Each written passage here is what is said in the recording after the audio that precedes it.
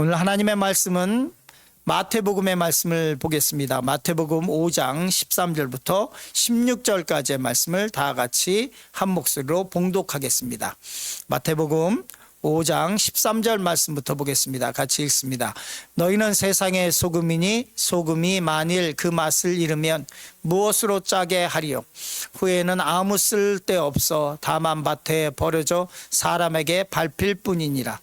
너희는 세상의 빛이라. 산 위에 있는 동네가 숨겨지지 못할 것이요 사람이 등불을 켜서 발 아래 두지 아니하고 등경 위에 두나니 이러므로 집안 모든 사람에게 빛이 있느니라. 이같이 너희 빛이 사람에게 비치게 하여 그들로 너희 착한 행실을 보고 하늘에 계신 너희 아버지께 영광을 돌리게 하라. 아멘.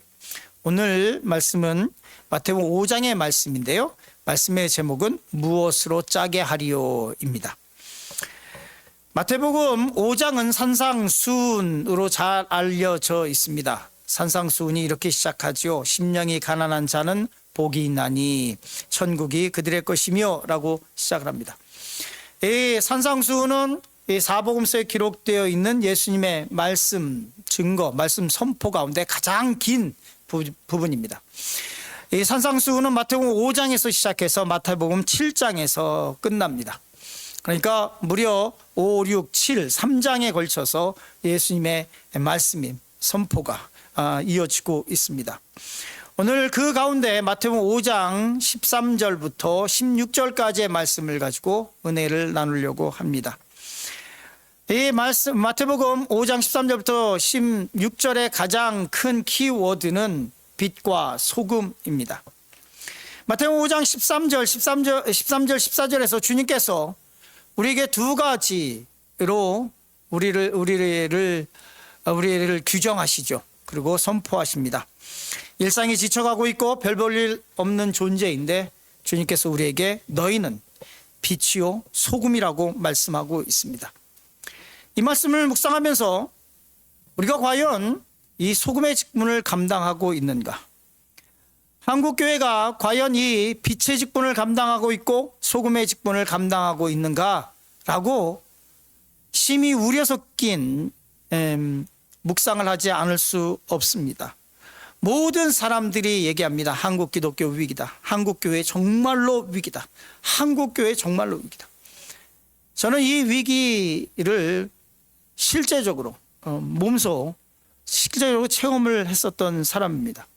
영국에 가서 제가 유학을 하면서 그러면서 영국 교회를 섬기게 됐는데요.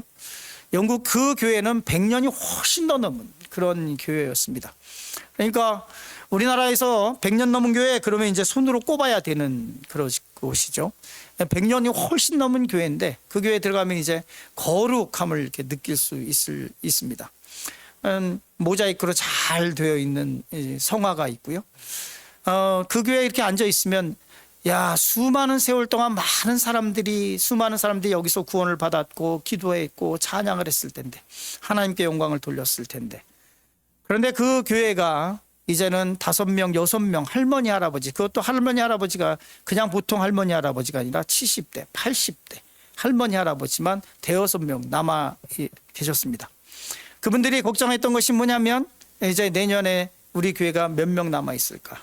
내년 되면 4명이 될까 5명이 될까 이런 걱정을 하고 계셨습니다.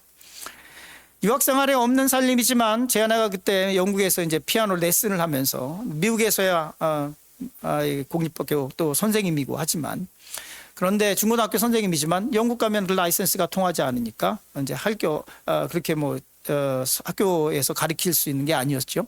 그래서 뭐 했냐면 레슨을 했습니다. 이렇게 피아노 레슨을. 그러면서 유학 생활을 돕고 경제적인 어려움, 레슨이 얼마나 되겠습니까? 그 레슨을 해서 거기서 나온 11조를 그 교회에 이제 11조를 하면서 그리고 우리 아이들 데리고 가서 목회를 했었습니다. 사례는 당연히 없죠.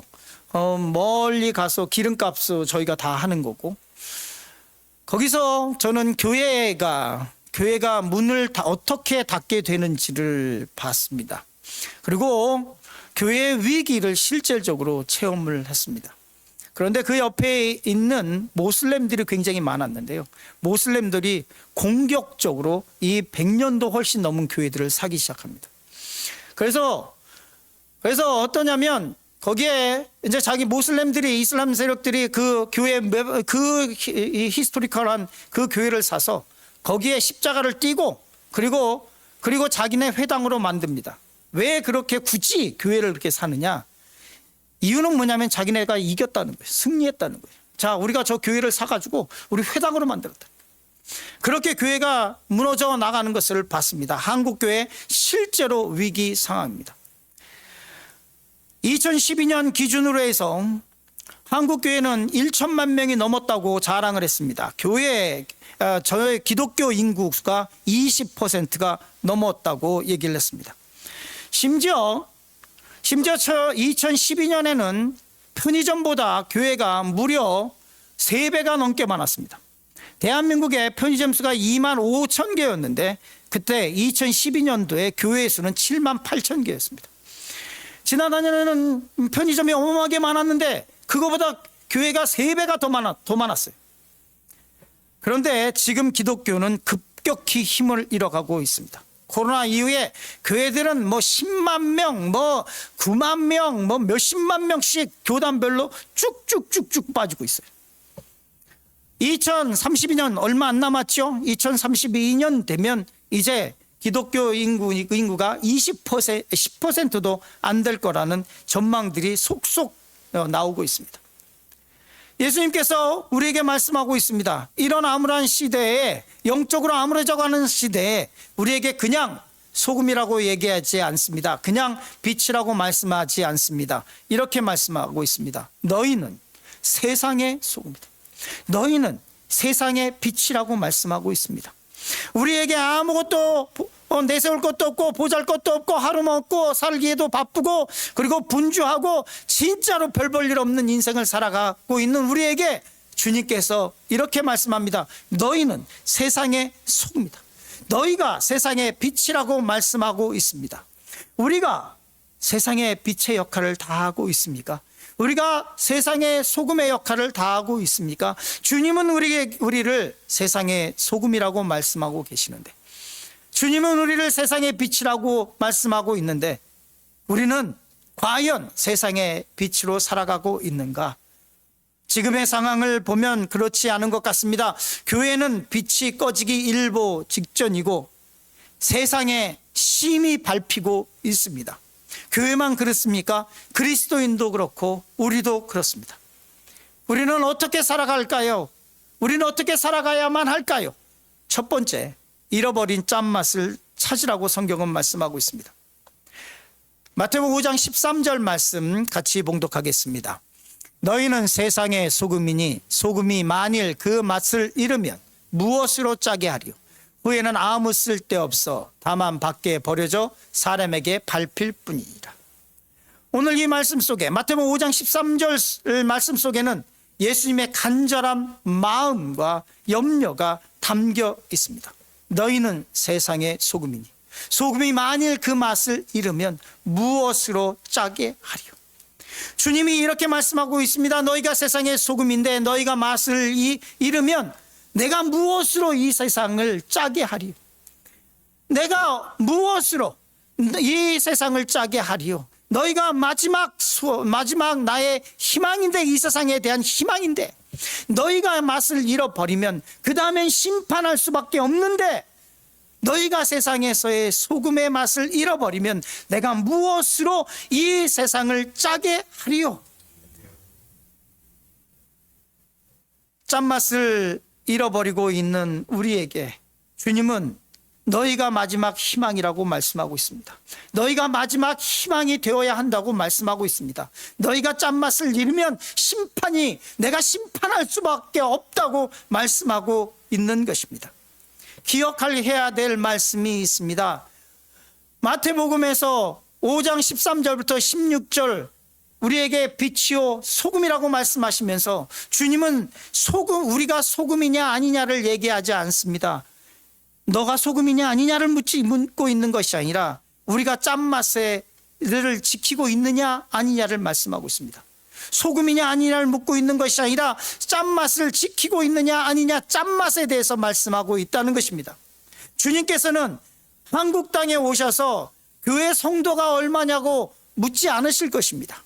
각 교회들은 우리 교회가 성도가 몇 명이냐고, 몇 명인데 이거를 자랑하기 원합니다. 대형 교회일수록, 큰 교회일수록, 중형 교회 이상일수록 우리 교회 성도가 얼마고 뭐 어디 있고 뭐 이런 얘기합니다. 우리 교회 재정이 얼마고 이런 얘기합니다. 주님께서 오셔서 그 교회 성도의 수를 물으실까요? 그 교회의 재정이 얼마인지를 물으실까요? 아닐 거라고 저는 생각합니다. 주님께서 우리에게 물으실 것은 짠맛을 지키고 있느냐를 물으실 것입니다. 그 교회가 세상의 빛의 직분을 감당하고 있느냐고 물으실 것입니다. 한국에 오셔서 주님께서 교회가 몇 개냐고 묻지 않으실 겁니다. 기독교인의 수가 몇 명이냐고 묻지 않으실 것입니다. 주님께서는 세상에, 우리 한국에 오신다면 오염되지 않은 짠맛을 지키고 있느냐 아니냐를 물으실 것입니다. 마태복음 5장 13절 분명하게 얘기하고 있습니다. 우리가 짠맛을 잃으면 후에는 아무 쓸데없어 다만 밖에 버려져 사람에게 밟힐 뿐이라고 말씀하고 있습니다. 한국에 눈이 오고 시카고에도 눈이 많이 온다고 하는데, 겨울에 눈이 오면 시에서 가장 먼저 하는 게 있죠. 가장 먼저 하는 게 이겁니다. 가장 먼저 하는 것이 길에다가 염화칼슘을 뿌리는 거예요. 염화칼슘.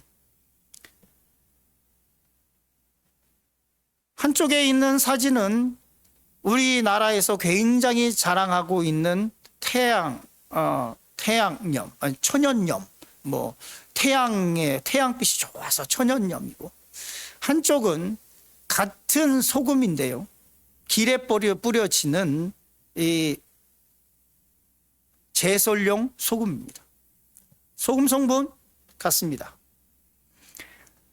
제설용 소금 염화칼슘에는 눈이 빨리 녹으라고 다른 불순물이 아니죠. 다른 첨가물을 조금 더 섞었다고 저는 알고 있습니다. 그러나 주 성분은 똑같습니다. 둘 다 소금입니다. 소금이라고 다 같은 소금이 아니라는 것입니다. 어떤 소금은 이 천연염을 광고하면서 광고를 하기도 하죠. 어떤 천연염은 건강식품으로 소개되기도 합니다. 그런데 어떤 소금은 그림에서 보는 것처럼 차가 밟고 다니고, 그리고 사람이 밟고 다니는 소금입니다. 소금이 아무리 많아도 짠맛을 잃으면 제설용 소금으로밖에 쓸 수가 없습니다. 우리는 어떤 소금입니까? 조금만 넣어도 음식의 맛을 확 변하게 하는 짠맛을 유지하고 있습니까? 아니면 몇 숟가락을 넣어도 아무런 변화가 없는 맹탕 맛입니까? 주님은 우리에게 소금이냐 아니냐를 묻고 있는 것이 아니라 우리가 짠맛을 유지하고 있느냐 않느냐를 묻고 있습니다. 오늘날 짠맛을 잃어버린 세대에게 주님께서 뭐라고 하실까요? 짠맛을 잃어버린 교회들에게 뭐라고 하실까요? 번잡스러운 거 많이 하지 말고 짠맛을 회복하라고 말씀하실 것입니다. 어떻게 짠맛을 지킬 수 있을까요? 민수기 18장 19절은 소금 언약에 대해서 말씀하고 있습니다. 민수기 18장 19절 말씀 같이 읽겠습니다. 이스라엘 자손이 여호와께 거제로 드리는 모든 성물은 내가 영구한 목의 음식으로 너와 내 자녀에게 주노니 이는 여호와 앞에 너와 내 후손에게 영원한 소금 언약이니라. 레위 족속에게 얘기하는 말씀이기도 하죠. 그리고 이스라엘 백성들에게 말씀하시는 것입니다. 하나님께서 소금 언약에 대해서 말씀하고 있습니다. 하나님의 변하지 않는 영원 불변의 약속을 상징하는 것, 소금 언약. 소금은 제사에도 사용되었습니다. 레위기 2장 13절 말씀 같이 읽겠습니다. 내 모든 소재물에 소금을 치라. 내 하나님의 언약의 소금을 내 소재에 빼지 못할지니 내 모든 예물에 소금을 드릴지니라. 주님께서 뭐라고 말씀하고 있냐면, 특별히 소재로 드릴 때, 거제로 드릴 때 거기서 반드시 넣어야 되는 것이 있는데 소금을 치라는 것입니다. 모든 소재물에는 특별히 소금을 쳐야만 했습니다. 소금을 드릴 때 무슨 생각으로 넣어야 될까요? 영원한 변하지 않는 하나님의 언약을 믿는 믿음을 담아서 그 소재물을 드리는 것입니다. 다시 말하면 우리 예배 가운데, 우리 제사 가운데 그리스도인의 짠맛이 섞여 있어야 한다는 것입니다. 그냥 예배를 드리는 것이 아니라, 그냥 제사를 드리는 것이 아니라, 그냥 소재를 드리는 것이 아니라 우리의 짠맛이 섞여서 그 가운데 주님 앞에 예배를 드려야 한다는 말씀입니다. 어떻게 짠맛을 유지할 수 있을까요? 짠맛을 유지하려면 항상 소금 언약을 곁에 두어야 합니다.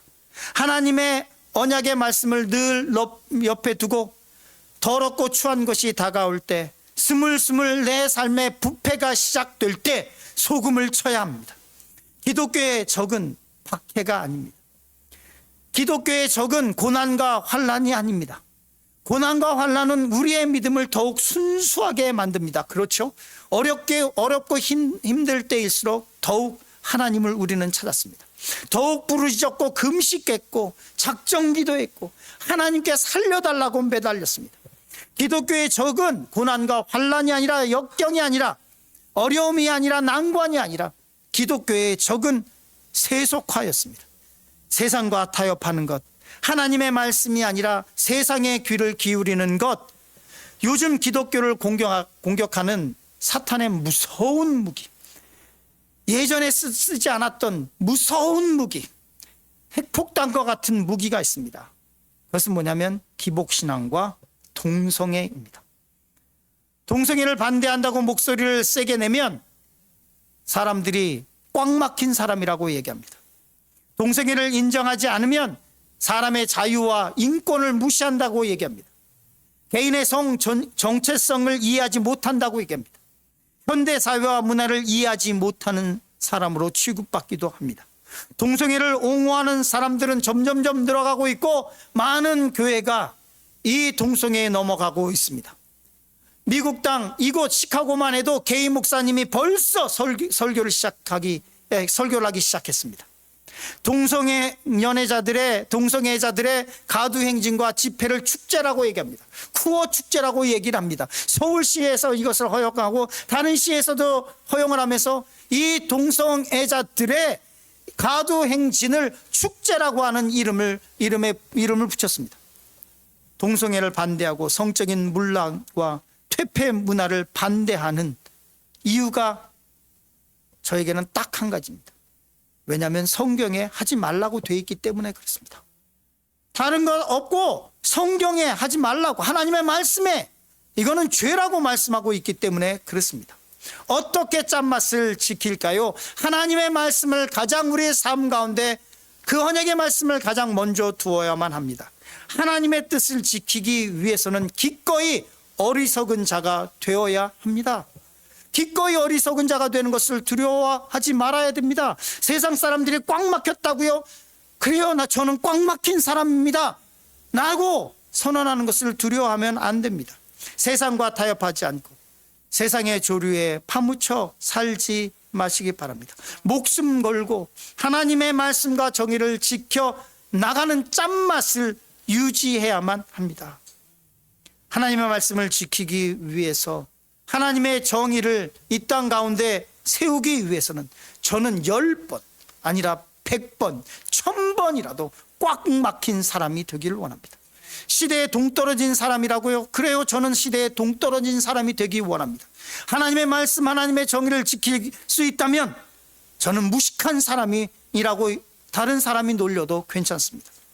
주님은 우리를 세상의 소금이라고 말씀하고 있는데, 우리는 짠맛을 잃어버려서 세상에 짓밟힌 채 살아가고 있지 않습니까? 우리의 도덕적이고 윤리적인 기준이 세상과 별반 차이가 없고, 하나님의 정의는 눈앞에 보이는 이익 앞에서 여지없이 무너져 내리고 있지는 않습니까? 이 세대는 더 이상 하나님을 필요로 하지 않는 세대인 것 같습니다.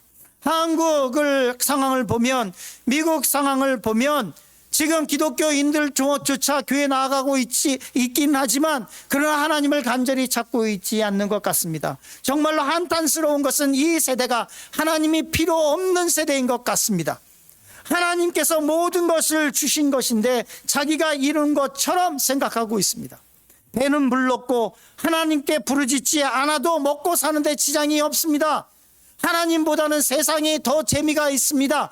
하나님께서 말씀하시는 성경의 말씀은 고리타분한 것이 되었습니다. 이 세대가 하나님을 두려워하지 않습니다. 더 이상 하나님을 필요로 하지도 않습니다.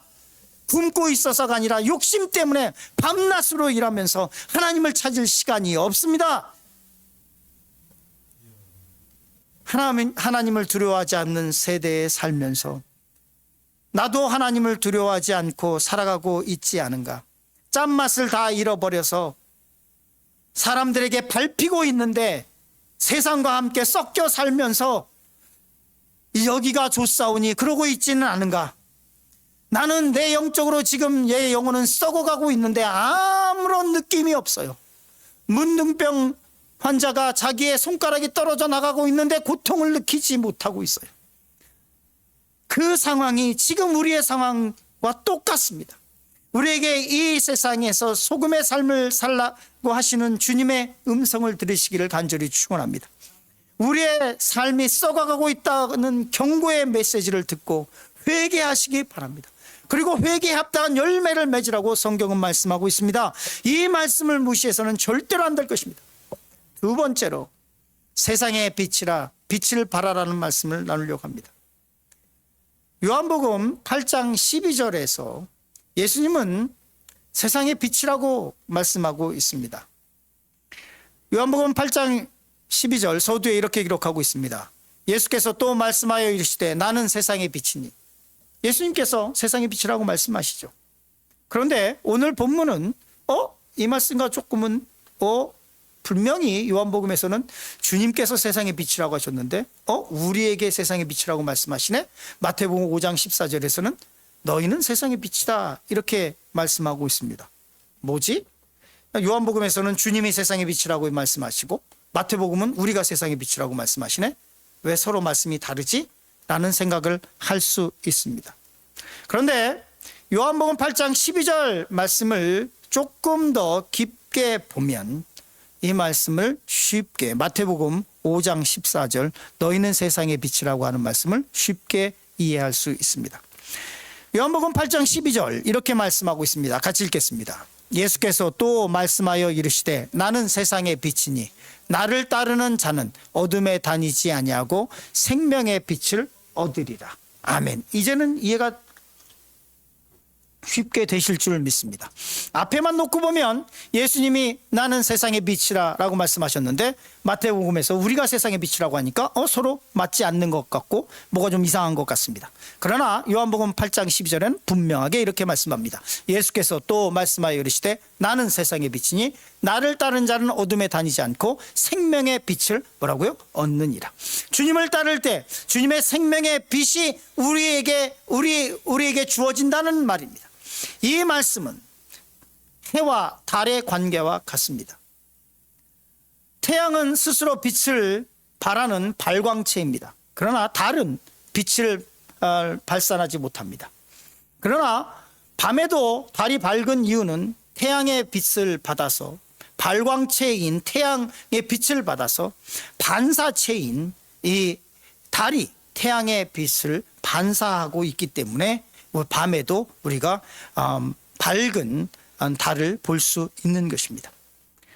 주님은 발사체이시고 빛을 발하시는 분이시고 우리는 마치 달처럼 그 생명의 빛을 얻어서 이 생명의 빛을 반사해서 투영해서 내보내야 하는 반사체인 것입니다.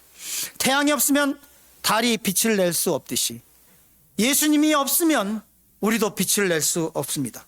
마태복음 5장 16절은 우리에게 두 가지를 명령하고 있습니다. 우리 같이 말씀을 보겠습니다. 첫 번째로 이렇게 말씀하고 있습니다. 이같이 너희 빛이 사람에게 비치게 하라. 이 말씀은 우리에게 굉장히 중요한 말씀입니다. 주님께서 우리에게 요구하시는 것은 너희 빛이 사람에게 비치게 하라는 것입니다. 주님께서 우리에게 요구하시는 것은 세상을 바꾸라고 요구하지 않습니다. 이 타락한 세상을 너희가 바꾸라고 우리에게 명령하지 않습니다. 주님은 우리에게 뭐라고 말씀하고 있냐면 너희는 빛을 발하라고 말씀하고 있습니다. 불이 곧 꺼져버릴 것 같은 이 영적인 상태인 우리에게 주님께서 요구하신 것은 빛을 발하라. 빛을 발하라. 불이 곧 꺼져버릴 것 같은데 빛을 비춰서 길을 밝히는 것은 고사하고 빛이 너무 약해서 바로 앞에 있는 것도 분간할 능력이 없는데 영적인 결핍 속에 살아가고 있는데 영적인 힘이라고는 하나도 없는 처참한 상황 속에 있는데 죽어가고 있는 우리에게 주님께서 빛을 발하라고 말씀하고 있습니다. 우리의 힘으로는 할 수 없습니다. 그러나 성령께서 함께 하시면 할 수 있습니다. 이사야는 이렇게 외치고 있습니다. 일어나라 빛을 발하라. 이는 내 빛이 이르렀고 여호와의 영광이 내 위에 임하였습니다. 일어나라 빛을 발하라. 두려워하지 말고 세상의 어둠을 두려워하지 말고 일어나라 빛을 발하라. 너의 할 일은 세상을 바꾸는 것이 아니라 이 어둠과 싸우는 것이 아니라 빛을 발하는 것이라고 말씀하고 있습니다. 빛을 밝히면 어둠은 물러가기 시작합니다. 세상이 어둠 속에 살아가고 있는데 세상이 이 어둠 속에서 빛을 보지 못하고 있는데 세상이 이 어둠 속에 살아가고 있는 것은 어둠이 세상을 덮고 판을 치고 있는 것은 이유는 간단합니다. 빛이 없기 때문에 그렇습니다. 주님이 말씀합니다. 일어나 빛을 발하라. 어둠 속에 살고 있는 사람에게 빛을 비추라. 이 빛은 주님께서 우리에게 주신 빛이며 이 빛은 주님께서 주신 생명의 빛입니다. 고난과 실패 속에서 우리가 만났던 예수 그리스도 그의 은혜를 세상 사람들에게 전하라고 말씀하고 있습니다. 더 이상 세상을 살아갈 힘이 없고 죽음만이 유일한 희망이라고 유일한 소망이라고 생각하는 사람들에게 예수 그리스도의 빛을 발하라고 말씀하고 있습니다. 말씀을 준비하면서 다른 목사님의 설교 말씀도 빛과 소금에 관한 이 말씀에 대한 말씀을 이렇게 들어왔습니다. 그런데 이찬수 목사님이라고 아주 유명하신 분이 있죠. 우리 교회. 이 이찬수 목사님이 20대에 유학에 와서 고생을 했다는 말씀 가운데 아주 중간중간에 많이 하셨습니다. 그런데 이 이찬수 목사님이 수많은 아르바이트를 하면서 돈이 없어서 심지어는 그 자살하려고 죽고 싶은 마음에 강에 뛰어내려서 죽고 싶었던 적도 있었다 이런 얘기를 하시는데 그 장소가 어디냐면 시카고에서 고생을 하셨더라고요. 그 고생을 시카고에 저는 아직까지 가봤는지 안 가봤는지 모르지만 그 브리지가 하나 있는데 거기서 그냥 떨어져서 죽고 싶다는 생각을 했었던 적이 있다라고 말씀을 하시더라고요. 그런데 어느 날 그 교회에 열심을 다하고 있던 이 안수 집사님 한 분이 돌아가셨습니다. 아주 믿음이 좋았던 안수 집사님인데요. 그분이 돌아가시고 나서 그 가정과 상담을 하는데 거기에 아들이 하나 있었는데 그 아들이 학교도 안 나가고 아버지가 돌아가신 이후에 충격을 받아서 교회도 안 나가고 그렇게 살고 있다는 것을 소식을 듣고 그 아이와 면담을 하게 됐다고 합니다. 그 아이하고 면담을 하게 됐는데 이 아이가 얘기를 합니다. 저는 어려서부터 왕따를 심하게 당했고 그리고 아이들에게 심한 괴롭힘을 많이 당했고 그리고 고등학교 때에는 아버지가 갑자기 그렇게 믿음 좋다고 하는 아버지가 돌아가셨다.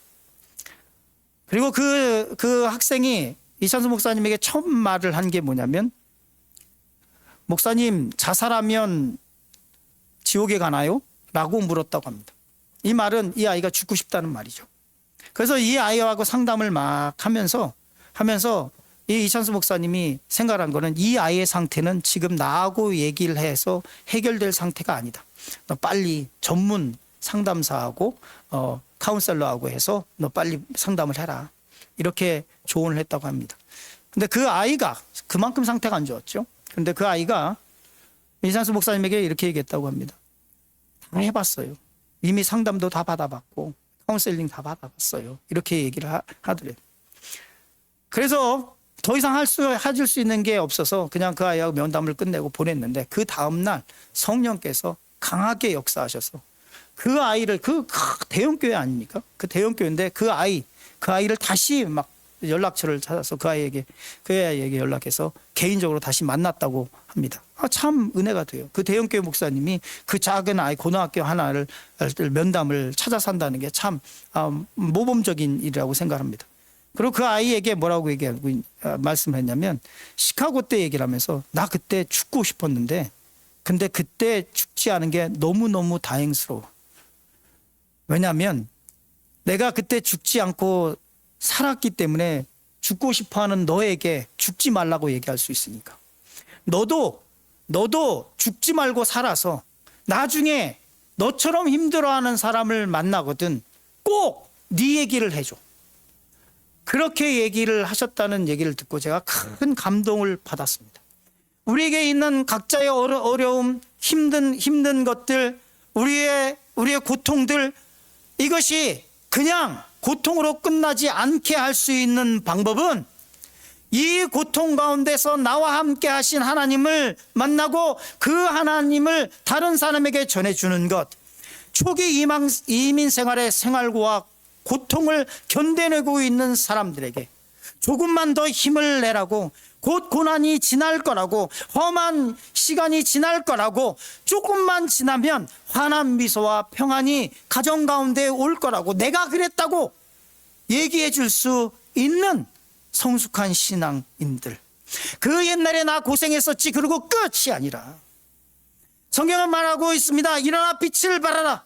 나도 죽을 만큼 힘들었던 적이 있었는데 그 주님께서 내게 다가오셨고, 그리고 내가 다시 힘을 얻었고, 그리고 그 만난 예수 그리스도의 은혜를 다른 사람에게 전하며 또 다른 생명을 낳는 이 일들을 해나가는 것이 빛을 발하는 일이지 않을까요?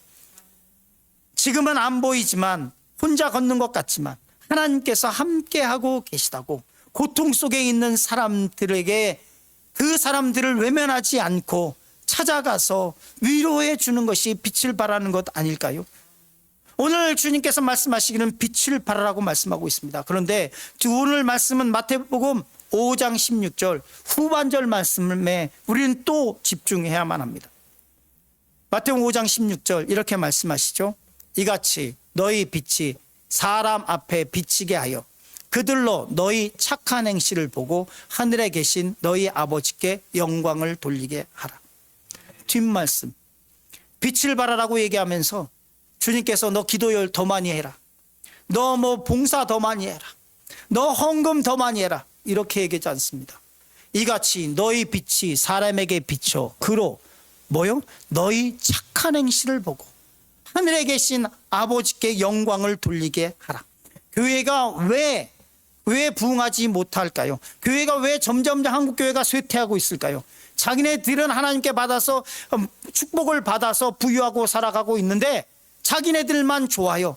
이 가난하고 소외된 사람들에 대한 관심이 점점 없어지면서 그냥 기복신앙으로 더 달라 그러고 물질 더 달라 그러고 특별히 더 달라 그러는데 하나님의 나라와 의를 구하는 것이 아니라 물질 더 달라고, 더 많이 벌게 해달라고 물질만 강구하고 있기 때문에 그렇습니다. 너희 착한 행실을 보고 하늘에 계신 너희 아버지께 믿지 않는 사람들이 영광을 돌리게 하라. 우리가 만약에 그렇게 살아가고 있다면 교회가 왜 부흥하지 않겠어요? 왜 주위에 있는 사람들이 교회로 들어오지 않겠어요? 다른 사람의 고통을 이해하지 못하는 기독교는 기독교가 아닙니다. 다른 사람의 고통을 이해하지 못하는 기독교인의 착한 행실은 위선일 뿐입니다. 신연복이라고 하는 분이 있는데요. 이 분이 담론이라고 하는 책에 쓴 글이 아주 굉장히 유명합니다. 이렇게 기록하고 있습니다. 돕는다는 것은 우산을 들어주는 것이 아니라 함께 비를 맞는 것이다. 굉장히 유명한 말입니다. 그런데 저는 이 말이 위로에 더 잘 어울리지 않을까라는 생각이 듭니다. 위로라는 것은, 다른 사람의 고통에 참여한다고 하는 것은 비 오는 날에 그 사람에게 우산을 씌워주고 우산을 받쳐주는 것이 아니라 어쩌면 고통 속에 있는 사람과 같이 비를 맞아주는 것이, 함께 비를 맞아주는 것이 진정한 위로가 될 것입니다. 우리의 믿음은 바리새인처럼 돼서는 안 될 것입니다.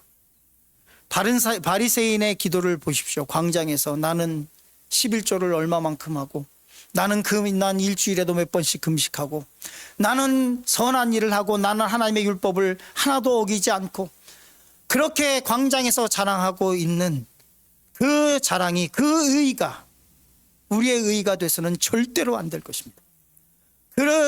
그 바리새인의 착한 행실이 우리의 착한 행실이 되어서는 안 될 것입니다.